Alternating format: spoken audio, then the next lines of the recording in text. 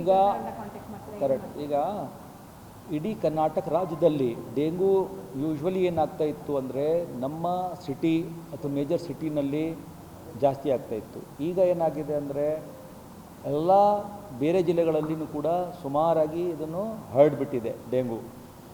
ಹೀಗಾಗಿ IEC ಮಾಡಲೇಬೇಕಾಗಿರುತ್ತೆ. ಅದನ್ನು ದೊಡ್ಡ ಕ್ಯಾಂಪೇನ್ ನಮ್ಮ ಆರೋಗ್ಯ ಇಲಾಖೆಯವರು ತಯಾರು ಮಾಡ್ತಾ ಇದ್ದಾರೆ, ಅವರು ಮಾಡ್ತಾರೆ. ನಾವು ಲೋಕಲ್ ಮಟ್ಟದಲ್ಲಿ ಮನೆ ಮನೆಗೆ ಸಮೀಕ್ಷೆ ಮಾಡುವಾಗ ಡೂಸ್ ಡೋಂಟ್ ಪ್ಯಾಂಪ್ಲೆಟ್ ಕೊಡ್ತಾ ಇದ್ದೀವಿ. ಏನು ಮಾಡಬೇಕು, ಏನು ಬಿಡಬೇಕು. ಜ್ವರದು ಲಕ್ಷಣ ಬಂದಾಗ ಈ ಥರ ಆಗ್ಬೋದು ಅಂದರೆ 3 ಥಿಂಗ್ಸು. ಒಂದು, ಅವರಿಗೆ ತಡೆಗಟ್ಟಲಿಕ್ಕೆ ಏನೇನೋ ಮಾಹಿತಿಗಳು ಕೊಡಬೇಕು, ಅದು ಕೊಡೋದು.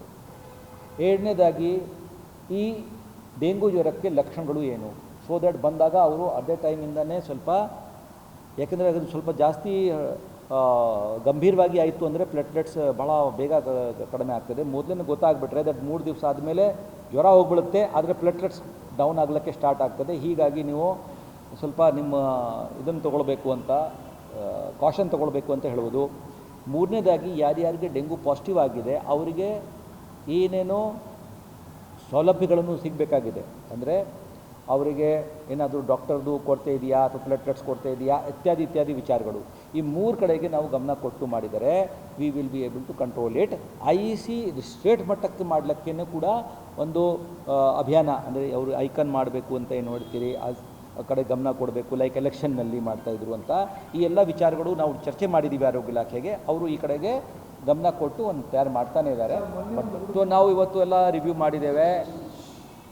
3000 ಮೇಲ್ಪಟ್ಟು ನಾವು ಟೀಮ್ ರಚನೆ ಮಾಡಿ ನಮ್ಮ JHI, ಲಿಂಕ್ ವರ್ಕರ್, ANM ಮತ್ತು ಆಶಾ ವರ್ಕರ್ಸ್ ಎಲ್ಲ ಸೇರಿ, ವಾಲಂಟಿಯರ್ಸ್ ಇತ್ಯಾದಿ ಸೇರಿ 3000 ಮೇಲ್ಪಟ್ಟು ಟೀಮ್ಗಳನ್ನು ರಚನೆ ಮಾಡಿ ಅವರು ಈಗ 15 ದಿವಸದಲ್ಲಿ ಎಲ್ಲ 25 ಲಕ್ಷ ಮನೆಗಳಿಗೂ ಕವರ್ ಮಾಡಬೇಕು. ಹಿಂದೆ ನಾವು ಬರೀ ವಲ್ನರಬಿಲಿಟಿ ಅಲ್ಲಿ 50% ಮನೆಗಳಿಗೆ ಮಾತ್ರ ಅವರು ಬಾಧಿತ ಕ್ಷೇತ್ರದಲ್ಲಿ ಇದ್ದಾರೆ ಅಂತ ತಿಳ್ಕೊಂಡು ಕಳಿಸ್ತಿದ್ದೆ ಆ ಟೀಮು. ಈಗ ಅದನ್ನು ಬಿಟ್ಟು ಎಲ್ಲ ಮನೆಗಳಿಗೆ ತಲುಪಿಸಬೇಕು ಅಂತ ಮಾಡಿರುವುದರಿಂದ ಈ 3000 ಮೇಲ್ಪಟ್ಟು ಟೀಮ್ಗಳು ಈಗ ಮನೆ ಮನೆಗಳಿಗೆ ಹೋಗ್ತಾ ಇವೆ. ಅದಕ್ಕೆ ತಮ್ಮೆಲ್ಲರೂ ಸಹಕಾರ ಬೇಕು. ಅವರೆಲ್ಲ ಏನೇನು ವಿಷಯಗಳನ್ನು ಹೇಳ್ತಾ ಇದ್ದಾರೆ ಅದನ್ನು ತಿಳಿದು ನಮ್ಮ ನಾಗರಿಕರು ಹೇಗೆ ಸೊಳ್ಳೆ ನಿಯಂತ್ರಣಕ್ಕೆ ನಮ್ಗೆ ಸಹಾಯ ಮಾಡಬೇಕು ಆ ದಿಕ್ಕಿನಲ್ಲಿ ಕಾರ್ಯರತ ಆಗಬೇಕು ಅಂತ ಪ್ರಾರ್ಥಿಸುತ್ತೇವೆ. ಈಗ ಜುಲೈ 6ನೇ ತಾರೀಕುವರೆಗೂ 776 ಕೇಸಸ್ ಕನ್ಫರ್ಮ್ಡ್ ಆಗಿ ಬಂದಿದೆ. ಅಂದರೆ ಪಾಸಿಟಿವ್ ಆಗಿ, ನಾಟ್ ಓನ್ಲಿ NS1 ಕನ್ಫರ್ಮೇಟರಿ ಟೆಸ್ಟ್ನಲ್ಲಿಯೂ ಬಂದಿದೆ. ನೀವು ಲೆಕ್ಕ ಮಾಡಲಿಕ್ಕೆ ನೋಡಿದರೆ ದಿನನಿತ್ಯ 130ರಿಂದ 140 ಕೇಸಸ್ ಬರ್ತಾಯಿದೆ. ಒಂದು ದಿವಸ ಮಾತ್ರ 3rd ಜುಲೈಗೆ 99 ಬಂತು. ಉಳಿದೆಲ್ಲ 130-140 ಕೇಸಸ್ ಬರ್ತಾಯಿವೆ ಡೆಂಗು. ಆ ಕಡೆಗೆ ನಮಗೆ ಕೆಲಸ ಇದು ಹೇಗೆ ಗೊತ್ತಾಗ್ತದೆ, ನಮ್ಮ ಹಾಸ್ಪಿಟಲ್ ಪೋರ್ಟಲ್ಸ್ಗಳಲ್ಲಿ ಅದನ್ನು ಅವರು ಲೋಡ್ ಮಾಡ್ತಾರೆ. ಅದನ್ನು ನೋಡಿಕೊಂಡು ಆ ಜಾಗಕ್ಕೆ ನಾವು ಜಾಸ್ತಿ ಗಮನ ಕೊಟ್ಟು ನಮ್ಮ ಸ್ಪ್ರೇಯರ್ ಮತ್ತು ಫಾಗಿಂಗ್ ಮಷೀನ್ಸ್ ಇತ್ಯಾದಿ ಕಳಿಸ್ತಾ ಇದ್ದೇವೆ.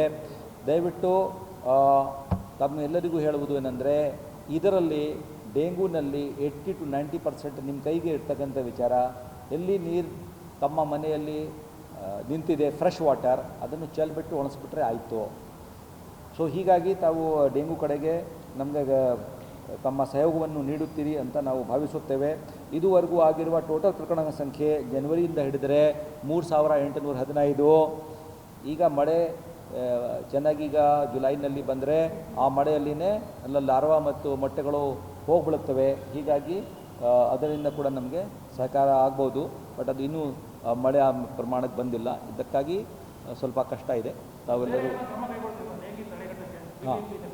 ಯಸ್, ನಾವು ಏನು ಕ್ರಮ ಕೈಗೊಳ್ತಾ ಇದ್ದೀವಿ ಅಂದರೆ, ಮಾಮೂಲಿಯಾಗಿ ನಾವು ಎಷ್ಟು ಮ್ಯಾನ್ ಪವರ್ ಇಟ್ಕೊಂಡಿದ್ದೇವೆ ಈ 3 ತಿಂಗಳಿನಲ್ಲಿ ಆ ಟೀಮ್ಸ್ ಹೆಚ್ಚು ಮಾಡಲಿಕ್ಕೆ ಕ್ರಮ ಕೈಗೊಳ್ಳುತ್ತೇವೆ. ಅಂದರೆ ಜಾಸ್ತಿ ಸ್ಪ್ರೇಯರ್ಸ್ ಮತ್ತು ಜಾಸ್ತಿ ಲಾರ್ವೆಸೈಡ್ ಅವರಿಗೆ ಹಾಕಲಿಕ್ಕೆ ನಾವು ವ್ಯವಸ್ಥೆ ಮಾಡ್ತಾ ಇದ್ದೇವೆ.